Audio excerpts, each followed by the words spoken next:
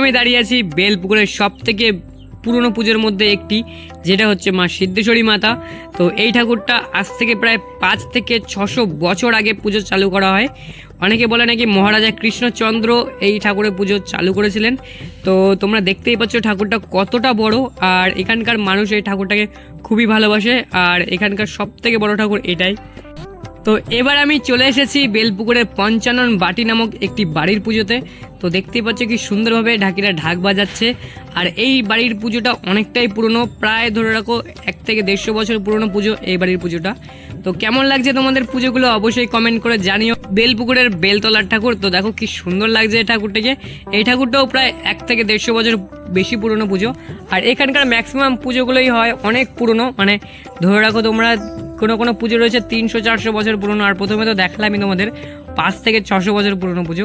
তো ঠাকুরগুলো কি সুন্দর লাগছে, তোমরা একবার আসো আর বেলপুকুরে একবার এসে দেখে যাও। লক্ষ্মী ঠাকুরের মতনই ঘরে ঘরে কালী পুজো করা হয়। এখানে প্রতিটা বাড়িতে কালী পুজো করা হয়, আর প্রতিটা বাড়ির পুজো অনেকটাই পুরনো। আর তোমাদের সামনে এখন যেই ঘাটটা দেখাচ্ছি, এই ঘাটটা হচ্ছে বেলপুকুরের নিরঞ্জন ঘাট। আর এখানে ঠাকুর নিরঞ্জন করা হয়, ছোট থেকে বড় সমস্ত ঠাকুর এখানে সুন্দরভাবে নিরঞ্জন করা হয়।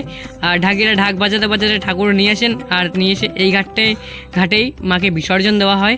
আর তোমাদের ভিডিওটা কেমন লাগলো অবশ্যই কমেন্ট করে জানিও।